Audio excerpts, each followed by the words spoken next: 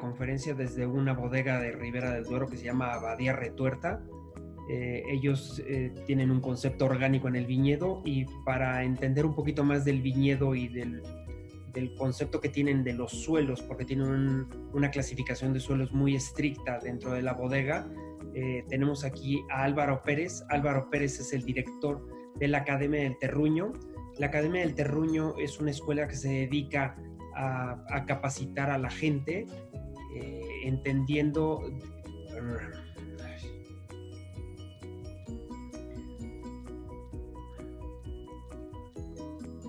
Hola, ¿qué tal a todos? Buenos días.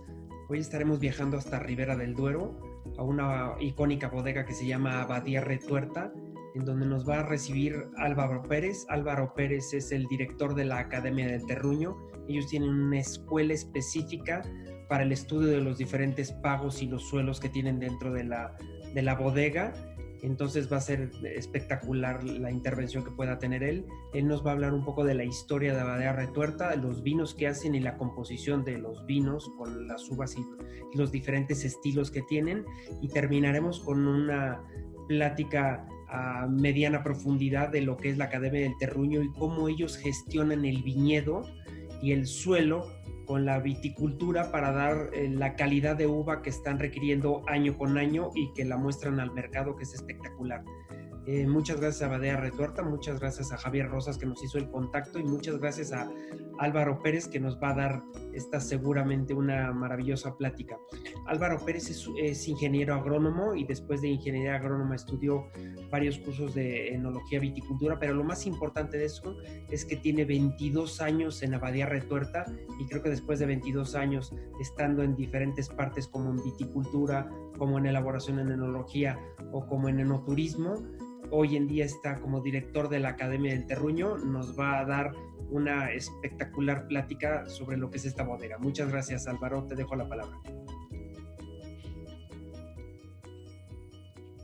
Voy a dar un poco de la Academia del Terruño, que es este programa, es un proyecto formativo que prácticamente quiere analizar y explicar un poco, bueno, realmente analizar y explicar es básicamente hablar de la complejidad de lo que es el terroir y el terruño.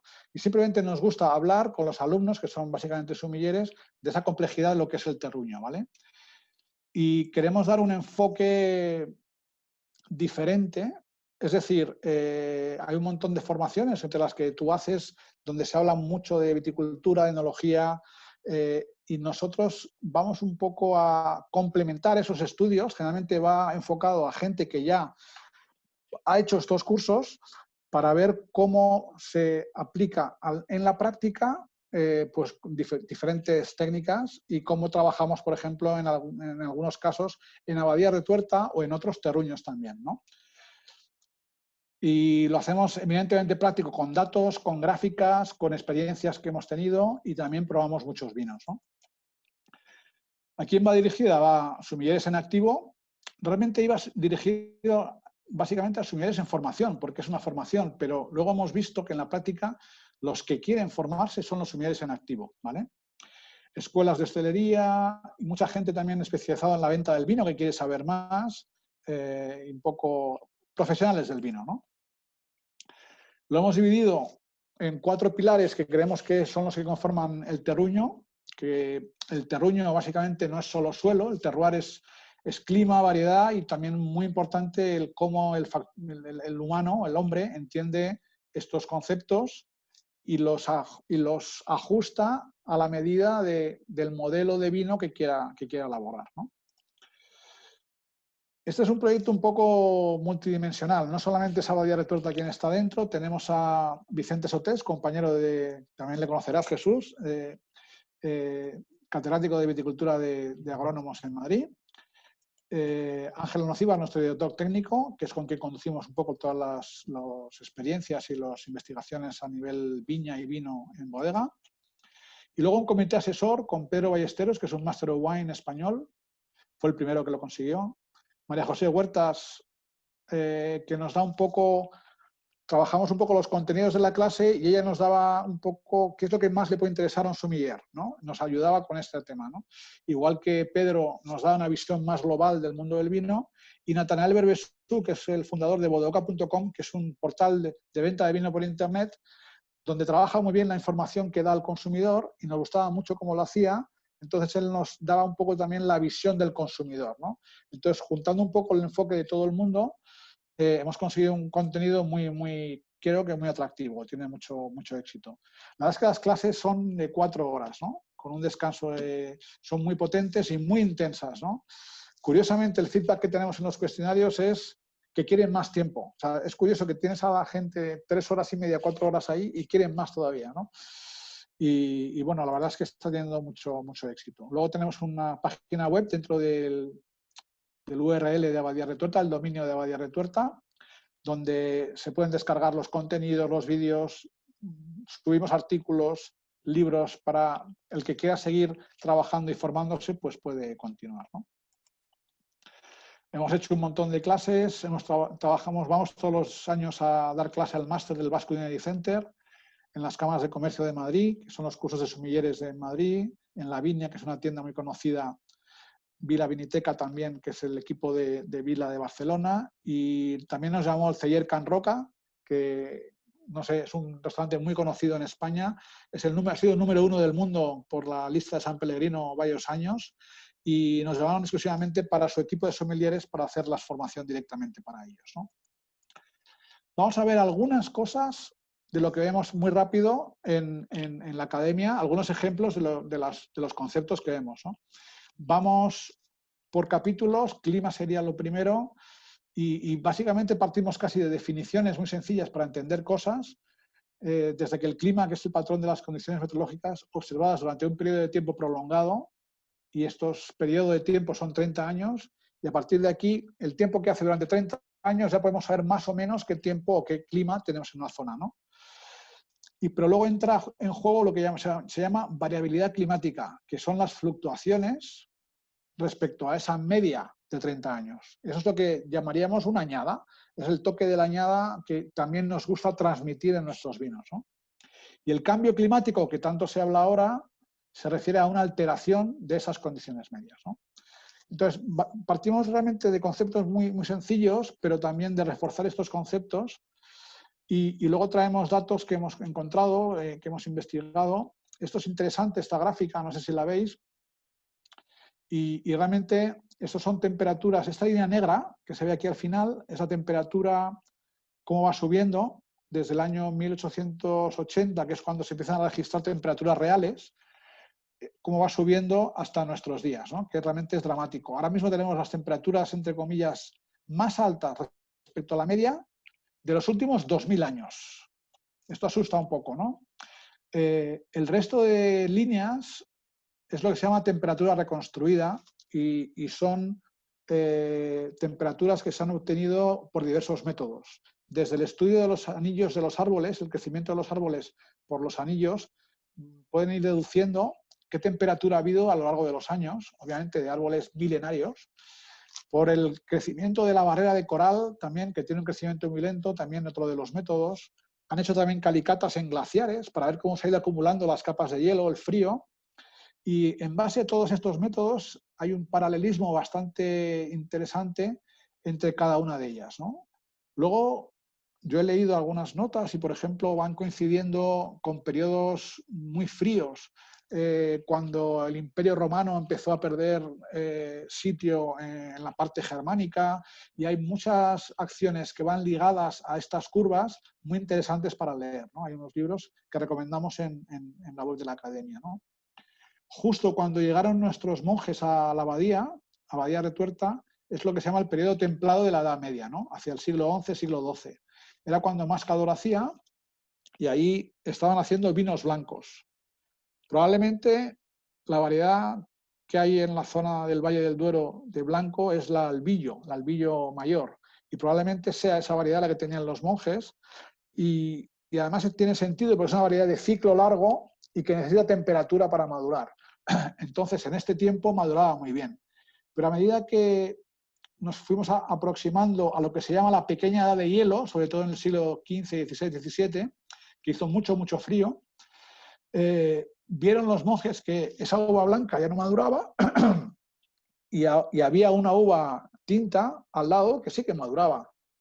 Y esa tinta, lo que ocurre es que tenía el ciclo más corto y que necesitaba menos temperatura para madurar.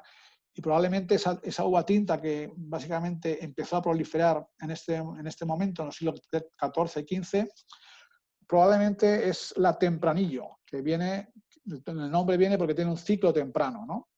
Entonces, ya la propia selección de los monjes vieron que el vino blanco cada vez era más verde, más ácido, menos agradable, y en cambio el tinto era mejor, ¿no?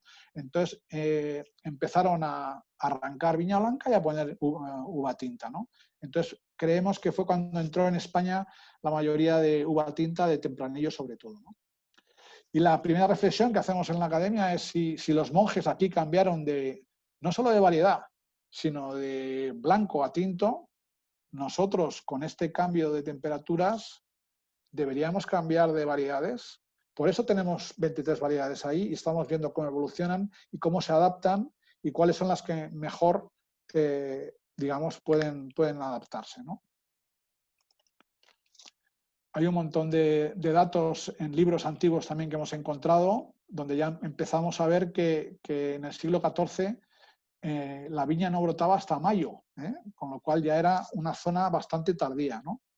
Y aquí efectivamente se habla que las viñas que plantaron los monjes posteriormente lo fueron de vino tinto. Eso en el año 1504. ¿No? Trabajamos algunos conceptos, como es el de la integral térmica, que seguro que habéis estudiado con Jesús, y para nosotros fíjate que lo inventaron Winkler y Amerine en la Universidad de Davis en los años 40, en 1944 creo que fue. Y para nosotros sigue siendo una herramienta vigente y es la forma más eficaz de ver cómo va una añada, ¿no? Y realmente básicamente es la suma de grados día durante el ciclo de la viña, que es desde abril hasta octubre, ¿vale? Siendo 10 grados el cero vegetativo de la viña, es decir, a partir del cual, si no hay 10 grados de media, la viña no se mueve, ¿no? Entonces, un grado día sería esa temperatura media menos ese cero vegetativo, ¿vale? Y esto es muy sencillo, pero un poquito de atención ahora. Si el cero vegetativo es 10, si yo el 15 de febrero tengo de media 9 grados, lo que no llegaría a subir esos 10, que es la temperatura mínima de crecimiento, con lo cual no sumo nada a mi integral térmica. El día 15 de abril, hoy, por ejemplo, tengo 15 grados de media, 15 menos 10 serían 5 grados que iría sumando cada día. Voy haciendo la suma de cuánto calor o cuánta temperatura voy acumulando, ¿no? Si no lo quiero hacer diariamente, puedo coger la media del mes, que es algo que te pueden dar las páginas web, y, por ejemplo, una media de un mes de 20 grados, 20 menos 10 serían 10 grados, por 30 días serían 300 grados para un mes en concreto, ¿vale? Que ha acumulado de temperatura. Y esto es muy interesante. Nosotros tenemos aquí el histórico de integral térmica del Valle del Duero desde el año 67. Y básicamente, bueno, son un montón de líneas, ¿no?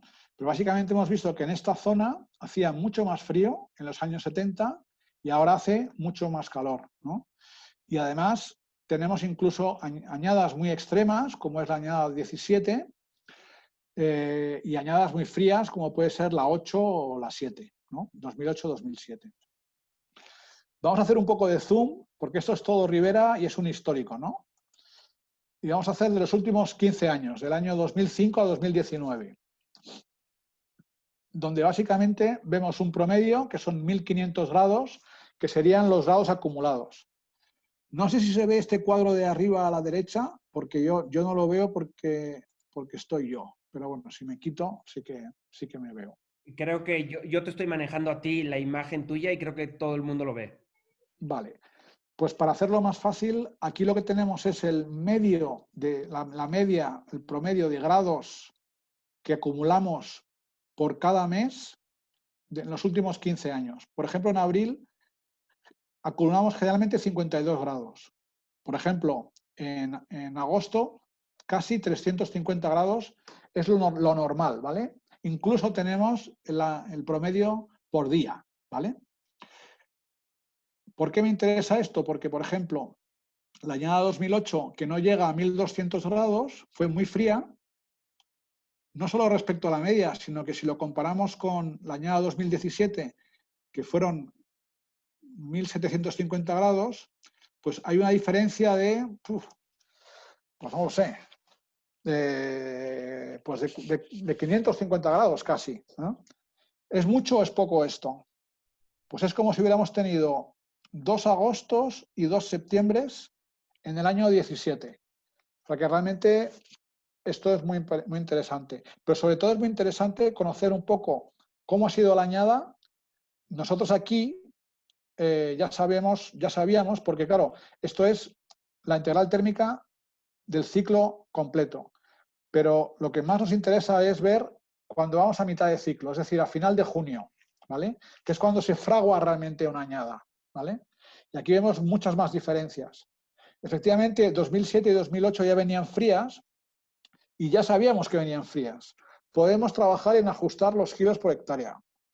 Podemos trabajar no sé, en ver un poco, a lo mejor hay que deshojar por un lado o deshojar por otro para facilitar que haya un poquito más de temperatura, más de insolación para madurar mejor.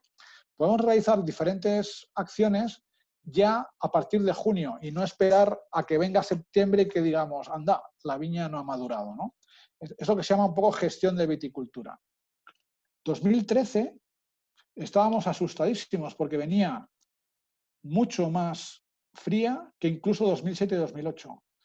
Yo recuerdo que fuimos a Burdeos aquel mayo y en mayo cruzamos los Pirineos y había pistas abiertas para esquiar en España, que es algo totalmente inusual, ¿no? Yo recuerdo que este año, en junio, mi esposa y mis hijos no me dejaron quitar la calefacción en casa hasta bien entrado junio, porque hacía mucho frío, ¿no?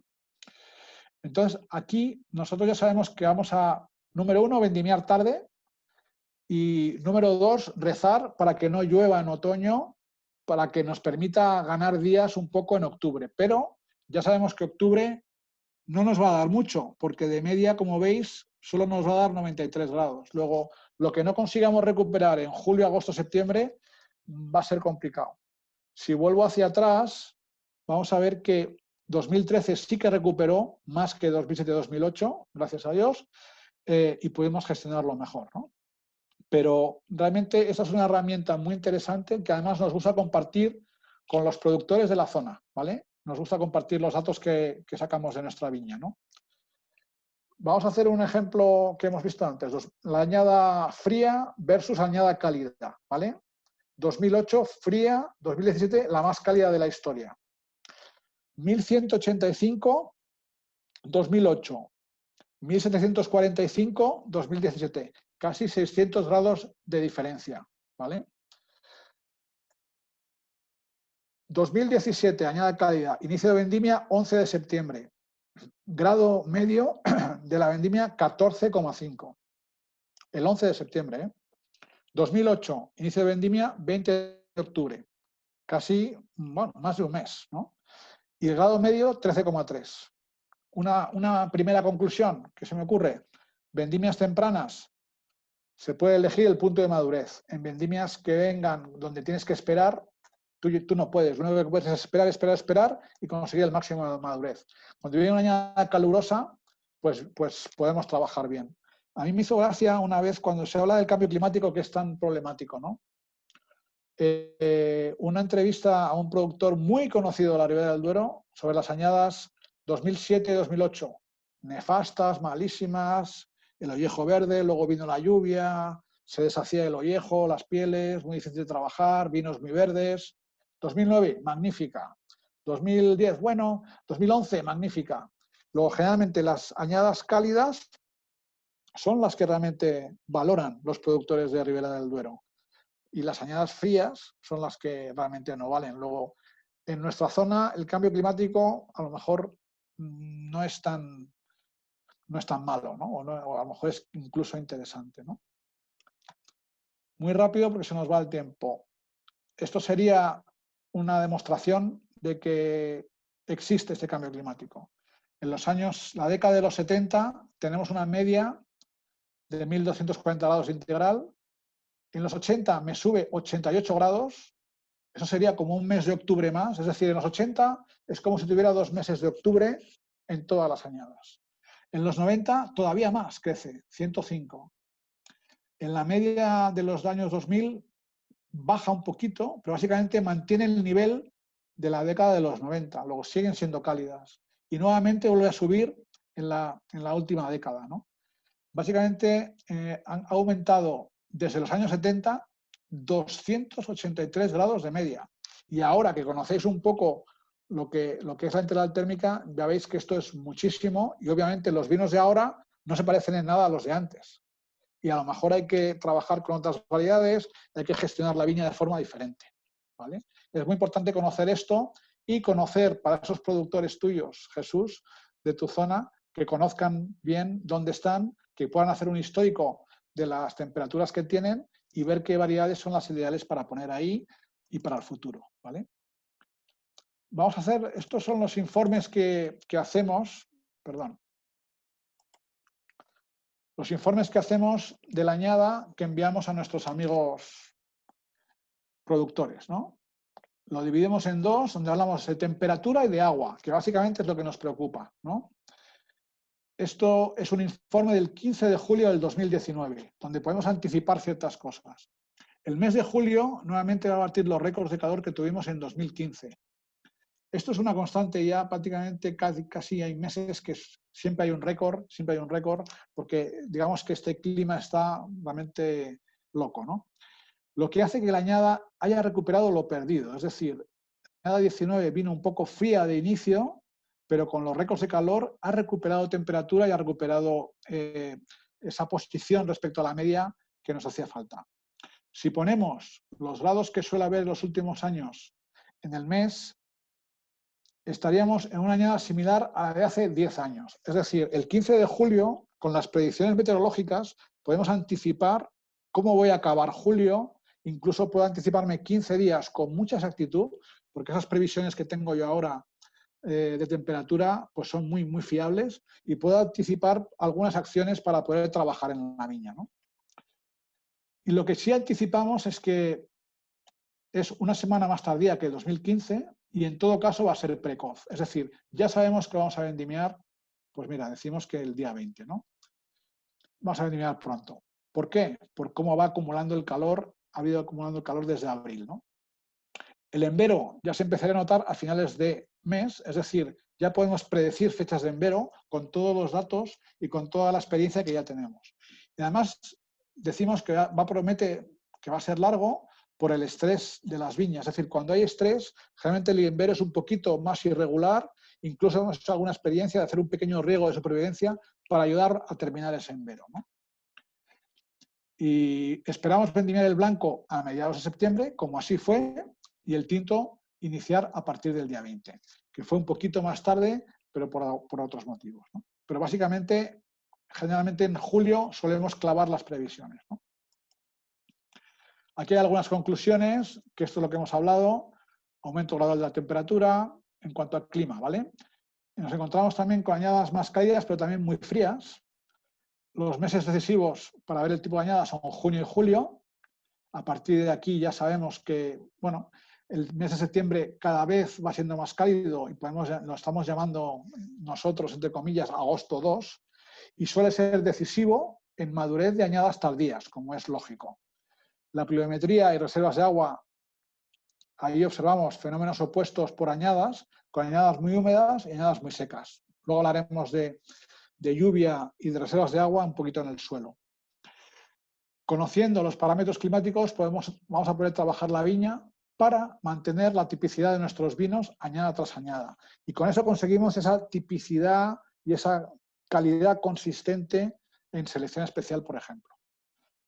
Estamos interesados en nuevas variedades y creemos que la zona del Valle del Duero es ideal para poder resistir digamos, el cambio climático que estamos viviendo, ¿vale? Vale, ya estamos terminando, nos metemos con la cata, no os preocupéis.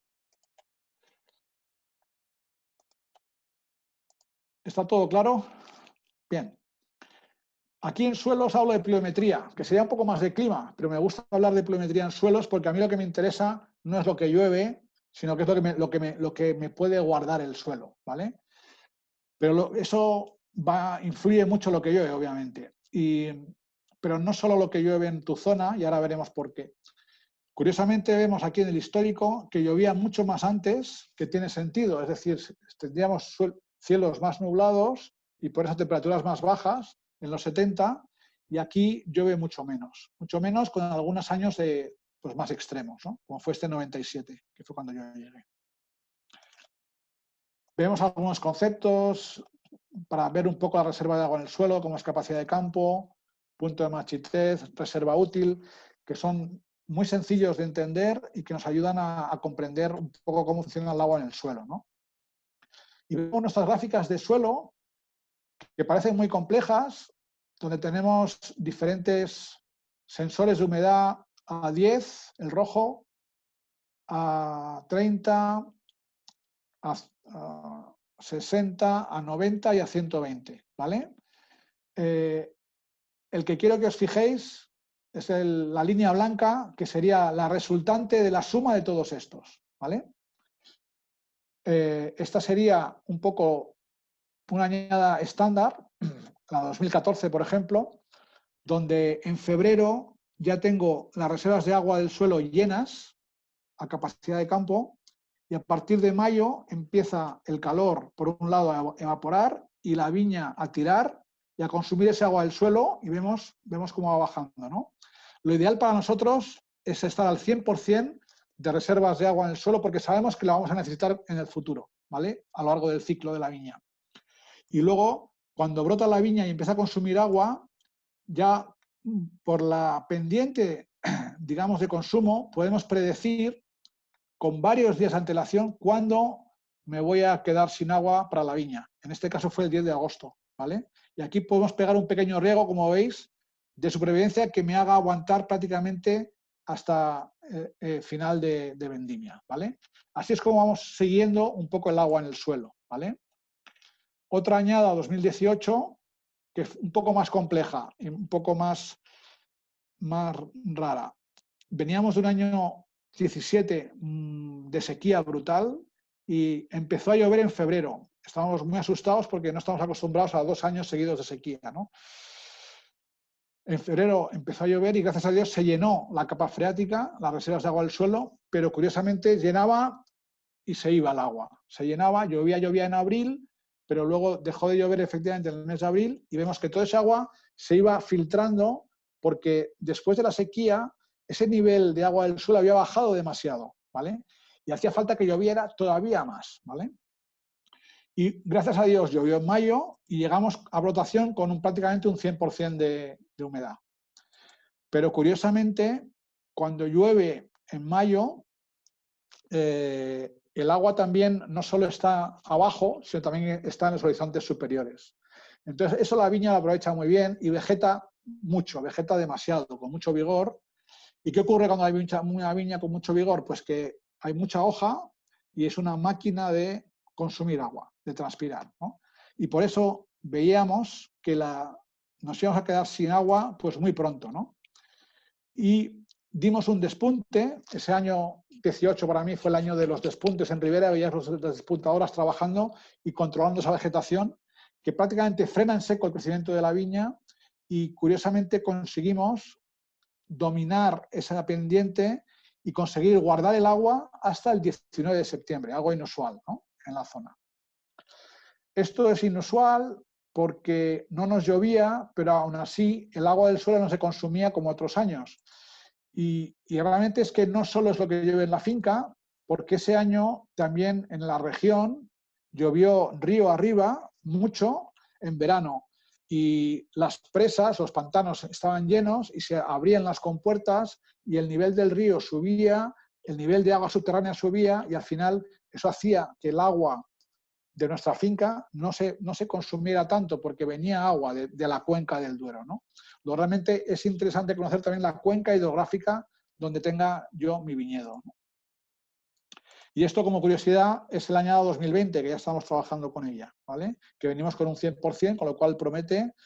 Y tenemos unos 42 grados en abril, viene un poquito fresco, pero vamos, que no hay problema por el momento. Eso sería el histórico de las reservas de agua en el suelo, que realmente siendo el punto de marchitez, es decir, el punto donde la viña ya no puede aprovechar ese agua, pues hay añadas, por ejemplo, la 2017, prácticamente partimos con 0 agua, pero ya teníamos la experiencia del 2005. Aplicar qué funcionó en el 2005 nos interesa mucho en el 2017.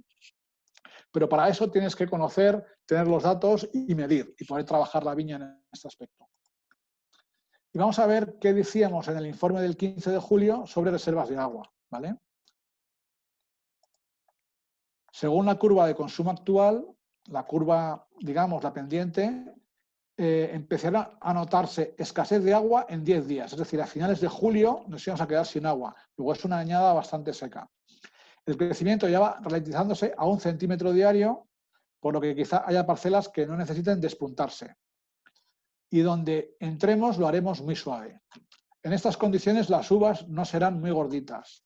Cuando viene un año seco, cuando viene un año con poca agua, como es el 19, generalmente el desarrollo es menor, y no solo de hoja y de vegetación, sino también de racimos y de tamaño de uva. Luego, este año que viene con bastante agua, que está lloviendo bastante en abril, ya sabemos, yo creo, vamos, creemos, que vamos a tener una cosecha generosa, si no viene la helada, que es el peligro. También hablamos, por ejemplo, de variedades, hablamos de la filoxera, pero eso seguro que lo habéis estudiado, vemos algunos mapas, algunas cosas muy interesantes. Hablamos sobre el término autóctono y alóctono, ¿qué consideramos? ¿Cuándo consideramos nosotros que una viña es autóctona? Hablamos de adaptación, ¿no? Cuando una viña está adaptada a una zona, podemos decir que es autóctona, ¿no? Y aquí traigo una curva que es el histórico de vendimia de kilos de cosecha en la Ribera del Duero. Y prácticamente podemos ver que desde el año 82 hasta casi el año 2000 prácticamente estaban en unos 20 millones de kilos y a partir de aquí es cuando sube, ¿no? Hasta casi 140 millones de kilos en el año 16. ¿Qué quiere decir? Que aquí se ha plantado mucha viña y mucha viña probablemente tempranillo, pero hay que saber de dónde viene ese tempranillo. Si viene del Duero, bien, pero si viene de Rioja, necesita tiempo para aclimatarse. Si viene de Penedés o si viene de La Mancha, necesita tiempo para aclimatarse. O si viene de Toro incluso. Entonces, nosotros una cata, me acuerdo ahora con la moda de la viña autóctona, ¿no? de las variedades autóctonas, nos llamaron para hacer una cata de nuestras variedades autóctonas. Llevamos nuestro Pago Negralada, que es tempranillo. Fue Mariano García de Mauro con su tempranillo y con su tinta de toro. Fue Peter Sisek con su tempranillo de la Horra. Vino este chico del Bierzo, ¿cómo se llama? Raúl Pérez con su Mencía. Vino un montón de enólogos conocidos. Y nosotros llevamos también Pago Valdebellón. Me llamó Álvaro, que te has equivocado, que nos organizaba la cata, que es que esto es de variedades autóctonas y te me has traído Pago Valdebellón, que es Cabernet Sauvignon.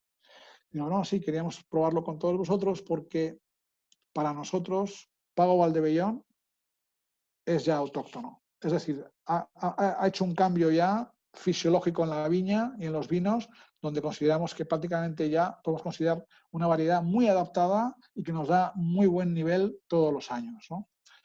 Y realmente esa era la pregunta, ¿no? ¿Desde cuándo se considera autóctona? Y la lanzamos en ese foro.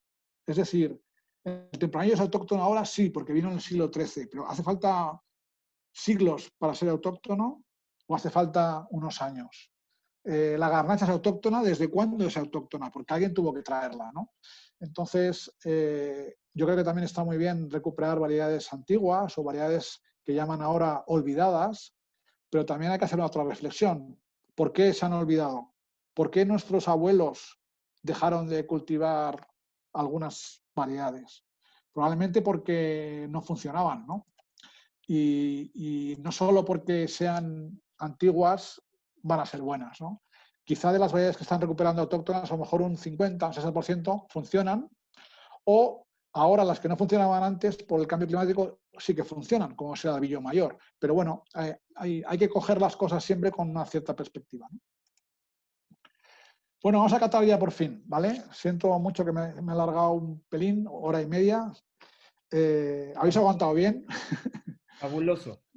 Pocas Hemos preguntas. tenido 68 o 69 personas en contacto directo y están en 66 y porque alguna yo creo que se tuvo que ir por algo urgente, pero la verdad es todo, ha estado espectacular. Bueno, la didáctica es espectacular la que tienes y la verdad la información magnífica. Por aquí ponen todos en el chat extraordinario y son personas que conocen, ¿eh? No, no te lo digo porque estés ahí. Javier sabe que lo están poniendo y son personas conocidas de esto. Gracias, Álvaro. Tú sigue con la cata. Yo ya tengo aquí lista la botella y copita servida, así que tú, venga. Vale, dentro del factor humano, por ejemplo, hablamos de nuevas tendencias, hablamos de ecología, de biodinámica, y en la cata conocéis que hay un calendario biodinámico donde hay días fruta, flor y días raíz y hoja, ¿no? Creo que lo conocéis. Y bueno, hoy es miércoles 15 de abril y a la 1, pues resulta bueno, que no es un buen día para catar, ¿no? O sea que, porque es un día raíz, ¿no? O sea que a priori no nos viene bien, ¿no? Esto es para los muy creyentes. Yo tengo que decir que cada vez intentamos trabajar más, sobre todo por eliminar suspicacias, hacemos un poco las labores cuando se recomiendan desde el punto de vista biodinámico, pero trabajamos desde el punto de vista ecológico. No hacemos ningún preparado ni nada de momento, ¿vale? Hay que tener cuidado porque el 15 de abril a las 0, desde las 0 hasta las 8 de la mañana, sí que era un buen día para catar, ¿no? Y esto es gracioso, ¿no? Porque hay que saber si estamos en México o estamos en España. Habría que ver un poco a qué hora hay que tener en cuenta, ¿no? Pero bueno, vamos a abrir la botella ya. Selección especial 2016. Generalmente a mí me gusta quitar la cápsula desde el reborde de abajo, ¿vale? Para evitar que digamos, luego cuando sirvas el vino, pues haya alguna impureza que pueda entrar, ¿no? Luego también me gusta utilizar este tipo de sacacorchos que se llama de doble impulso. No sé si lo veis. Sí. Y que anima magníficamente bien.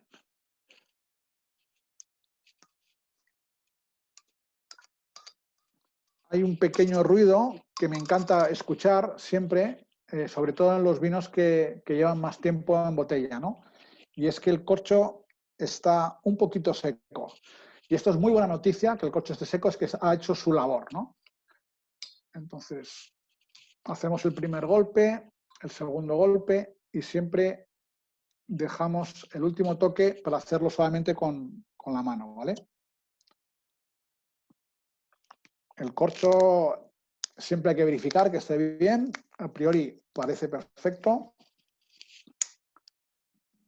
Y a mí me gusta utilizar también una lámina antigoteo.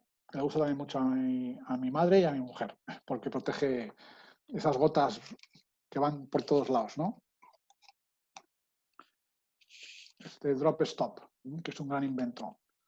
Una buena copa que permita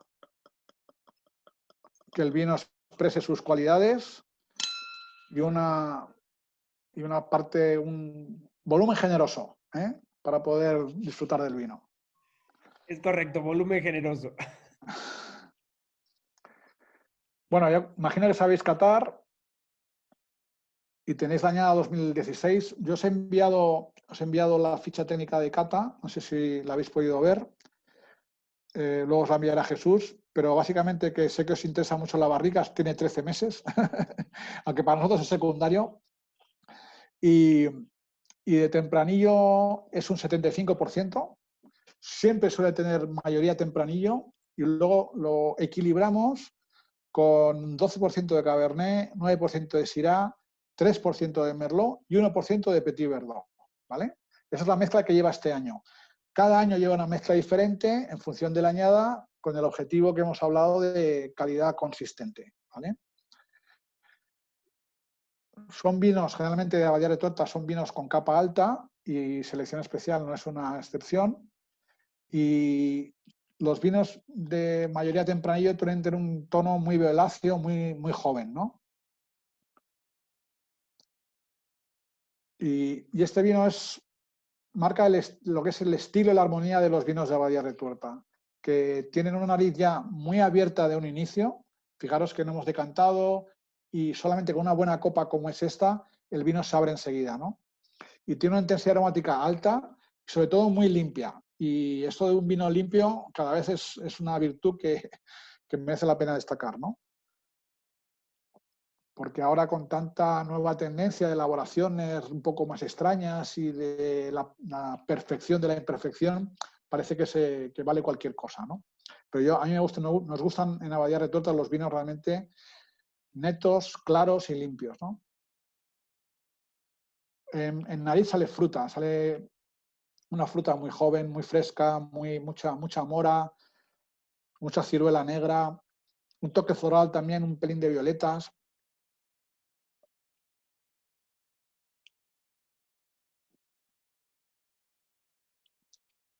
Me gusta evaluar a mí siempre el segundo trago, ¿no? El primero nos limpia un poco de lo que hayamos tomado antes, el café, el bocata, lo que sea, ¿no? Y es el segundo el que realmente hay que valorar, ¿no? Después de tener el vino en boca, ahora en nariz salen todavía hay más complejidad, ¿no? Porque me ayuda el retronasal a disfrutar todavía más del vino.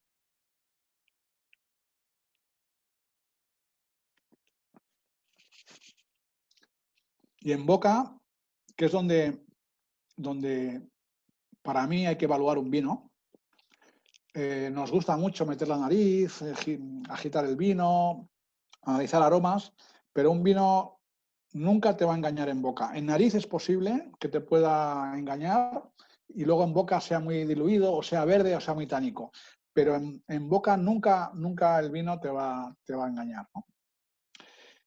Y aquí tengo una entrada muy suave y luego, no voy a decir que casi más aroma en boca que en nariz, pero casi. Porque lo que tengo es un vino que me dijeron en Puerto Rico, sabroso, Álvaro, ¿no? O tasty, como dicen los americanos. Realmente es un vino que tiene mucha materia y mucha fruta, ¿no? Y tiene una buena persistencia y esa persistencia, es decir, esa cantidad de aroma que tengo en boca, ese recuerdo aromático que me dura todavía cuando estoy hablando, viene, digamos, va ligado a madurez, ¿no? Tú cuando tienes, es como mi hijo Nacho y Jaime cuando toman la uva en el campo, ¿no? Pueden masticar la piel porque hay madurez, ¿no? Y lo mismo ahora, los vinos que son más verdes, salen enseguida el verdor y se carga la fruta, ¿no? Y luego hay otro aspecto muy importante que es el tacto, ¿no? El tacto, que son los taninos, y es un vino muy estructurado, con una buena carga tánica, pero no es un vino tánico.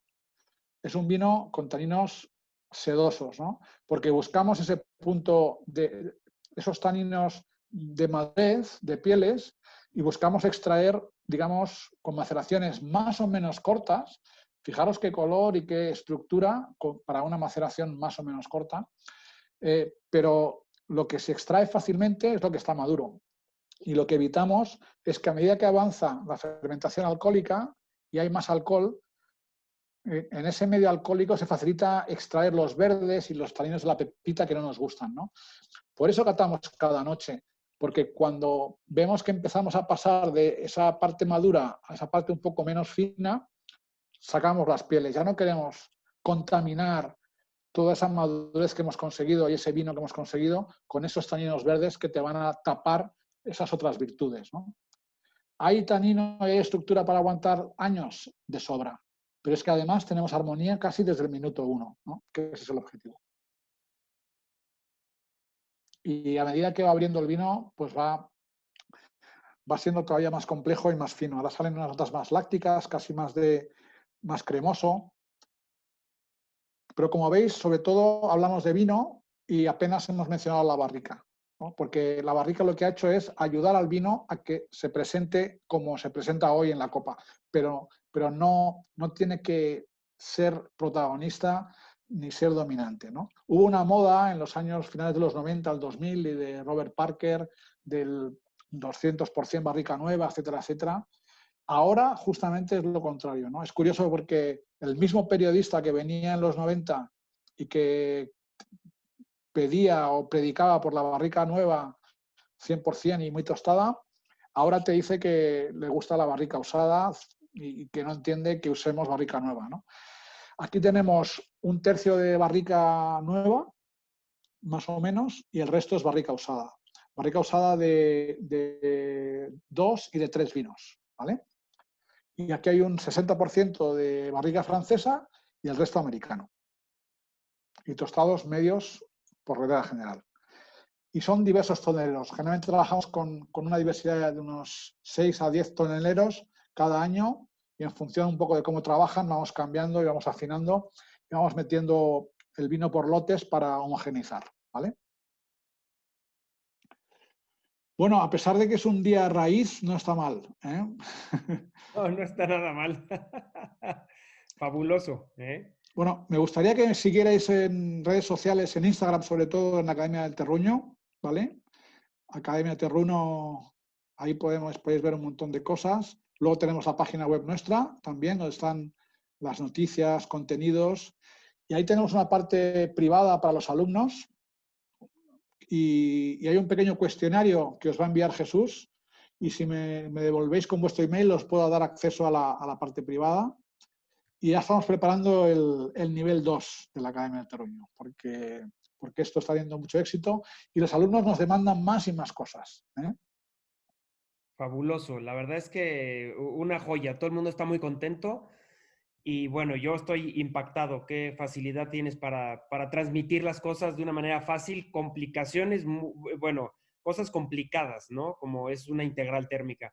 Y lo hiciste en un minuto y creo que todo el mundo entendió perfectamente bien. El vino está espectacular. Muchas gracias. Muchas gracias, Álvaro, por darte el tiempo. Yo sabía que no te podías quedar con esa hora y poco. Yo me conozco y bueno, somos más o menos ahí del mismo lugar, yo creo, y Sí, muchas gracias por toda la vertiente de nuevos conocimientos que diste. La gente está encantada, no ha salido, como te digo, y bueno, ojalá que todos, yo le mando el cuestionario a todos para que te puedan regresar a vuelta de mail y puedan entrar en la página, que se me hace fabuloso, más que otra cosa con esta intención de educar, ¿no? Porque la verdad es que maravilloso esto de educar y gracias a ti y a Badía Retuerta a ello, ¿no?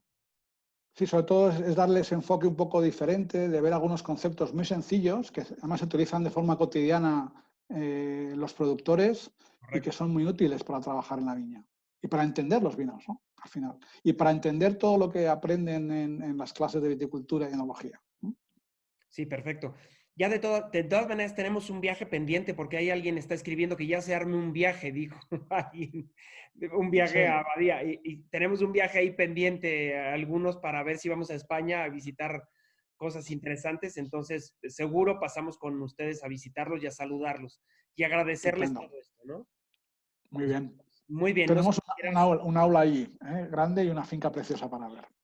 Bueno, pues muchas gracias y bueno, no sé si hay más preguntas, imagino que no, imagino que la gente quiere irse ya a comer a casa o a la siesta o lo que sea.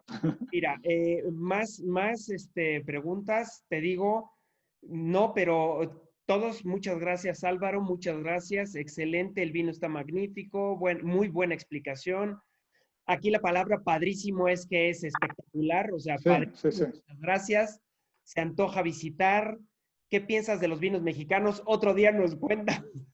Sí, Ya otro has día. probado vinos mexicanos, me imagino, Sí, ¿no? alguno he probado, alguno he probado. Ah, vale, si no, ya, yo me daré una vuelta y ya te haré llegar alguno. Y si viene Javier por aquí, ya le mando algo para que prueben por allá. Sí, Y claro. viaje delicioso, magnífico, espectacular. Muchas gracias, increíble. Bueno, solo quiero dar las gracias a todos por estar conectados, a ti principalmente por estas 2 horas de gran conocimiento. La verdad es que fueron maravillosas, fantásticas. Yo que me dedico a esto, la verdad lo digo de todo corazón, qué bien, qué buena plática. Ojalá hubieran estado conectados más. Lo grabé para pasarle a los que no pudieron estar, así que lo comparto. Si quieres la grabación te la mando, nada más avísame. Y gracias a Javier, gracias a Luis que nos apoyaron por detrás y no se notan, pero muchas gracias. Y bueno, ya nos veremos. Muchas gracias, Álvaro. Que pase en España y aquí el bicho y bueno, podamos seguir vida normal. Y muchas gracias a todos. Muchas gracias. Salud. Salud. Cuídense todos. Gracias, Álvaro. No sé si quieres decir tú algo para finalizar. No, gracias por la oportunidad y solamente hemos visto unas pequeñas píldoras de lo que vemos durante las clases de la academia y la academia el nivel 2 todavía promete más, con más profundidad en algunos aspectos y la verdad es que es apasionante poder compartirlo. Muchas gracias. Fantástico, me apuntaré a lo que pueda, ¿eh? Muchas gracias, Álvaro. Gracias a todos y bueno, feliz semana y que llegue rápido el fin para trabajar poco, que siga bien el campo y los vinos igual. Que la familia Gracias, esté bien. Muchas gracias. gracias a ti, ¿eh? Gracias, un saludo. Igual. Gracias a todos por estar conectados y